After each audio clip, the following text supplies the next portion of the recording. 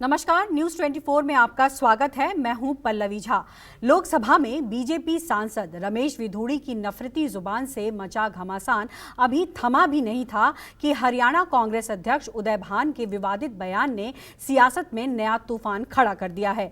PM Modi और Haryana CM Manohar Lal Khattar पर उदय भान की अमर्यादित टिप्पणी से भड़की बीजेपी ने कांग्रेस संसदीय नेता सोनिया गांधी और कांग्रेस सांसद राहुल गांधी के सामने सवाल की बौछार कर दी। इधर नए संसद भवन को लेकर जयराम रमेश की टिप्पणी पर भी बीजेपी और कांग्रेस के बीच नई जंग छिड़ गई है।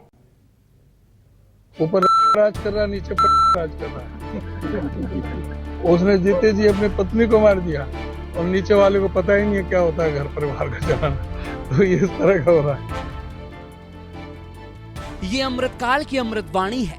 नैतिकता और मर्यादा की बातें बिल्कुल बेमानी है। सियासत ने जैसे अब शब्दों को ओलंपिक कराने की ठानी है, गालियां बककर गोल्ड मेडल हथियार लेने की ठानी है। शुक्रवार को सत्ता पक्ष के सांसद ने अपने विपक्षी साथी के लिए जिन अलंकारों का इस्तेमाल किया, शनिवार को कुछ ऐसे ही अल्फाज हरियाणा कांग्रेस अध्यक्ष की जुबान से भी बाहर आ गए। फर्क सिर्फ इतना था कि बीजेपी सांसद रमेश विधूड़ी ने लोकसभा के भीतर सड़क छाप जुबान का जौहर दिखाया था, लेकिन कांग्रेस विधायक और हरियाणा कांग्रेस के कप्तान उदय भान की सड़क छाप भाषा सड़क पर ही सड़ांध मारने लगी।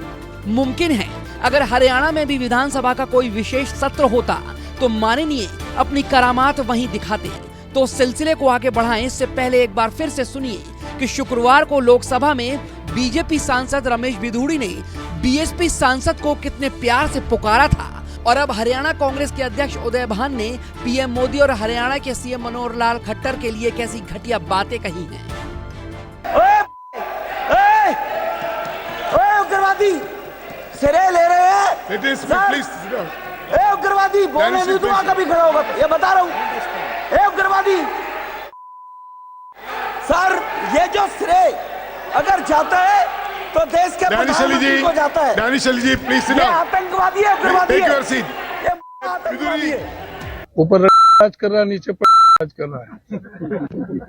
उसने जीते जी अपनी पत्नी को मार दिया और नीचे वाले को पता ही नहीं है क्या होता है घर परिवार का चलाना। तो ये इस तरह का हो रहा है। हरियाणा कांग्रेस के कप्तान ने पीएम मोदी पर अपनी पत्नी की जिंदगी बर्बाद करने का आरोप लगाया तो लगे हाथ ये भी कहा कि मुख्यमंत्री मनोहर लाल खट्टर को घर और गृहस्थी के बारे में कुछ भी नहीं पता है। उदय भान ने सिर्फ निजी और बेसिर पैर की बातें की, ऊल जुलूल आरोप लगाए, बल्कि इल्जामों के साथ अब शब्दों का भी इस्तेमाल किया। बस यहीं से पासा पलट गया। एक दिन पहले जो बीजेपी अपने सांसद रमेश विधूड़ी के नफरती बोल से बैकफुट पर ढकेली जा चुकी थी, उदय भान का घटिया बयान सामने आते ही बीजेपी फ्रंट फुट पर खेलने लगी। पार्टी के प्रवक्ताओं की पलटन कांग्रेस आला कमान के उदय भान के बयान का हिसाब मांगने लगी। बीजेपी आईटी सेल के प्रमुख अमित मालवीय ने उदय भान के बयान का हिस्सा शेयर करते हुए ट्वीट किया। हरियाणा कांग्रेस के अध्यक्ष उदय भान अपने चरित्र का परिचय दे रहे हैं। क्या सोनिया गांधी के लिए भी इनके ऐसे ही विचार हैं? एक बार फिर ये स्पष्ट है कि देश के प्रधानमंत्री के लिए ऐसी घृणित भाषा का प्रयोग करने के लिए कांग्रेस में लोगों को प्रोत्साहित किया जाता है। इसके लिए गांधी परिवार ऐसे लोगों को इनाम देता है।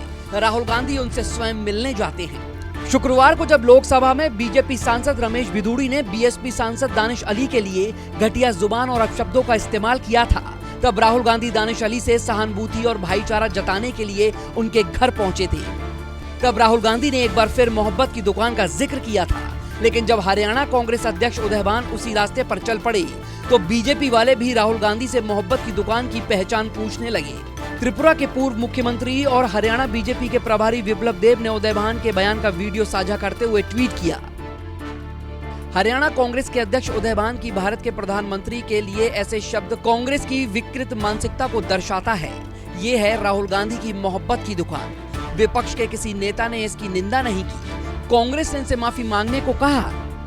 बीजेपी के मुखर प्रवक्ता संबित पात्रा ने भी उदय भान के बयान की आड़ में कांग्रेस सांसद राहुल गांधी को निशाना बनाया।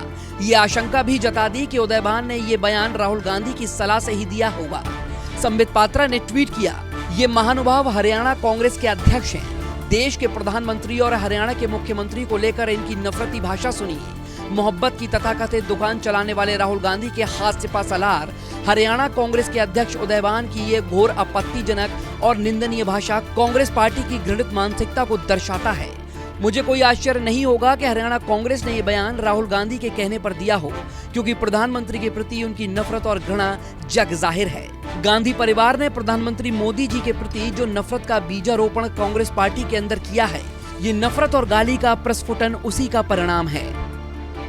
हरियाणा के मुख्यमंत्री मनोहर लाल खट्टर ने संबित पात्रा के ट्वीट को रीट्वीट किया और साथ ही ये भी लिखा, परिवारवाद में डूबी पार्टी और परिवारवाद की मानसिकता से गुलाम लोग नहीं समझ पाएंगे कि देश के 140 करोड़ लोगों को माननीय प्रधानमंत्री जी और हरियाणा के 2.25 करोड़ लोगों को मैं अपना परिवार मानता हूं।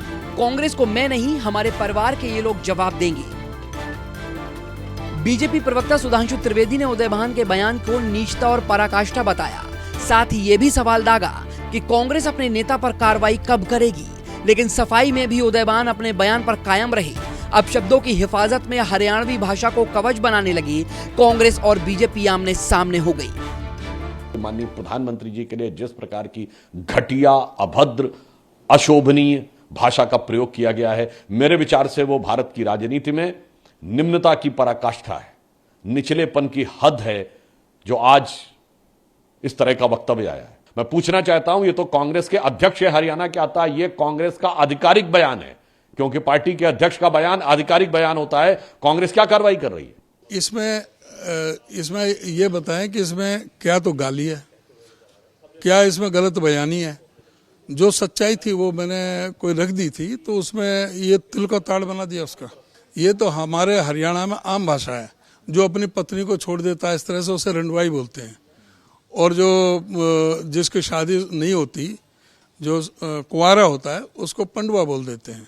अगर मुझे लगता है कि तेरे से ये गलती हुई है तो मैं उसकी माफी मांग लेता, लेकिन इसमें किस बात के लिए मैं माफी मांगू? कांग्रेस अध्यक्ष उदयभान जी का बहुत ही दुर्भाग्यपूर्ण बयान आया है। उन्होंने मर्यादा की सारी सीमाएं लांघ दी हैं। वो मर्यादाहीन तो है ही, बिल्कुल अशालीन है। देश के सर्वोच्च नेता को ऐसे हल्के शब्दों के साथ उच्चारित करना, प्रदेश के मुख्यमंत्री को इस प्रकार के शब्दों के साथ उच्चारित करना, मैं कहूंगा कि बहुत ही दुर्भाग्यपूर्ण है। ये दुर्भाग्यपूर्ण है, कांग्रेस का फ्रस्ट्रेशन है। अगर प्रधानमंत्री को कोई गाली दे, सीधे गाली, वहां के मुख्यमंत्री को गाली दे, तो मैं समझता हूं इसलिए गाली दे रहे हैं कि वहां जो हरियाणा में नूह में घटना घटी, उस पर कार्रवाई की जा रही है। शुक्रवार को जब बीजेपी सांसद रमेश बिधूड़ी ने सदन में बहुजन समाज पार्टी के सांसद दानिश अली के लिए अमर्यादित शब्दों की झड़ी लगाई थी, तब सदन में मौजूद रक्षा मंत्री राजनाथ सिंह ने इसको लेकर खेद जताया था। पार्टी ने रमेश बिधूड़ी को कारण बताओ नोटिस भी जारी किया था। अब बीजेपी पूछ रही है कि आखिर कांग्रेस उदयभान के बयान पर खामोश क्यों है, उदयभान पर एक्शन क्यों नहीं लिया जा रहा। लेकिन बीजेपी सांसद निशिकांत दुबे अब बिधूड़ी के साथ ही दानिश अली के आचरण पर भी जांच चाह रहे हैं।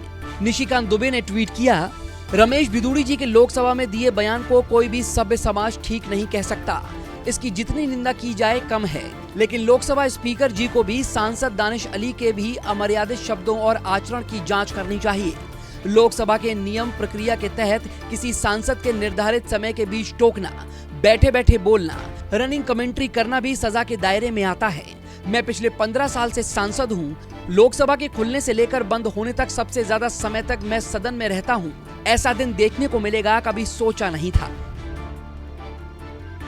अब शब्दों की कथी सियासी ओलंपिक से इतर कांग्रेस और बीजेपी के बीच नई संसद पर पुरानी जंग भी ताजा हो गई।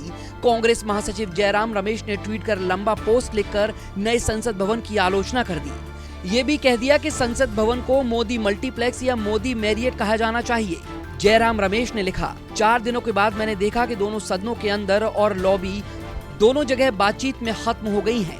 अगर वास्तुकला लोकतंत्र को मार सकती है तो प्रधानमंत्री संविधान को फिर से बिना लिखे ही सफल हो चुके हैं। एक दूसरे को देखने के लिए दूरबीन की जरूरत पड़ती है, क्योंकि हॉल बिल्कुल आरामदायक और कॉम्पैक्ट नहीं है।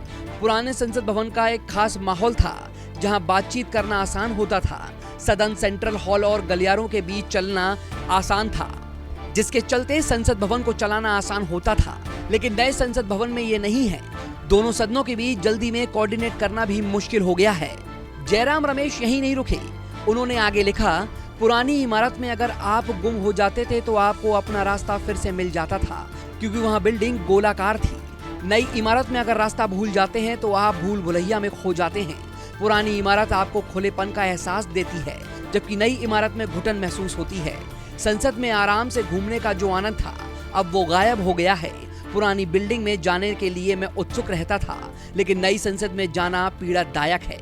मुझे यकीन है पार्टी लाइन से अलग मेरे कई साथी ऐसा महसूस करते हैं। मैंने सचिवालय के कर्मचारियों से भी ये सुना कि नए भवन के डिजाइन में उनके काम को ध्यान में नहीं रखा गया। ऐसा तब होता है जब बिल्डिंग का इस्तेमाल करने वाले लोगों के साथ कोई बातचीत नहीं की जाती। शायद 2024 में सत्ता परिवर्तन के बाद नए संसद भवन का बेहतर इस्तेमाल हो सकेगा। जयराम रमेश के इस पोस्ट पर बीजेपी के राष्ट्रीय अध्यक्ष जेपी नड्डा ने नाराजगी का इजहार किया। नड्डा ने लिखा, ये जयराम रमेश की एक दयनीय मानसिकता है जो 140 करोड़ भारतीयों की आकांक्षाओं का अपमान करने के अलावा कुछ नहीं है। वैसे भी ये पहली बार नहीं जब कांग्रेस संसद का विरोध कर रही है। उन्होंने 1975 में कोशिश की, जिसमें वो बुरी तरह से फेल साबित हुए। बीजेपी अध्यक्ष ने जयराम रमेश के बयान को देश का अपमान बताया तो पार्टी के दूसरे नेता और केंद्र सरकार के मंत्री भी रमेश पर हमलावर हो गए। जयराम रमेश के बयान के बहाने एक बार फिर से नए संसद भवन को लेकर एनडीए और इंडिया गठबंधन की लड़ाई छिड़ गई। जो संसद बनी है ये ट्रू भाषा में मेड इन इंडिया है। Jairam Ramesh, you have got no right to insult India's parliament by saying all this. Shameful, condemnable. और इस शर्मनाक बयान की मैं पार्टी की ओर से भयंकर निंदा करता हूं। पार्लियामेंट का एक शिष्टाचार है, पार्लियामेंट का एक प्रोटोकॉल है, उसको नहीं तोड़ना चाहिए। अब बाहर जो बात कही जाती है उसमें स्वाभाविक है कि कोई लोग उसको स्वीकार करेंगे, कोई लोग नहीं स्वीकार करेंगे, लेकिन वो बिना सोचे समझे और बिना किसी तथ्य के वो बात नहीं कहते हैं। तो अब उन्होंने एक बात कही है, अगर उसकी कोई काट करना चाहता है तो वो काट करे, और कोई इसको स्वीकार करता है तो हमारे लिए और अच्छा है। जयराम रमेश जी की इस बयान उनकी हताशा का, उनकी कुंठित मानसिकता का और छोटे मानसिकता का प्रतिफलन कर रहा है।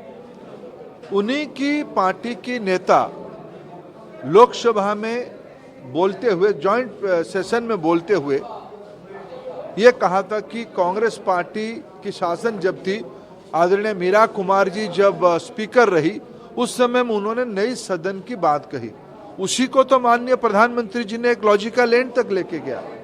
उनके ट्वीट को मैंने भी पढ़ा, उसमें कई पहलू हैं जिस पर चर्चा की आवश्यकता है। लेकिन इस तरह की इस बिल्डिंग से उस बिल्डिंग में चले जाएंगे तो ये उसी तरह की बात होती है जैसे मोदी जी करते हैं कि अचानक से ये कर दो, अचानक से वो, बड़ी गहन चर्चा से होगा कि इसका बेहतर इस्तेमाल किया। लेकिन एक चीज़ जो मैं बता रहा हूँ, जो ग्रेस और मैजेस्टी उस बिल्डिंग में थी। दूसरा एक बहुत अच्छा पहलू है, हम जब सदन में बैठते थे ना तो पक्ष का आदमी विपक्ष के पास बड़ी आसानी से जाकर के एक संवाद रहता था। वक्त हो चला है एक छोटे से ब्रेक का। देखते रहिए न्यूज़ 24।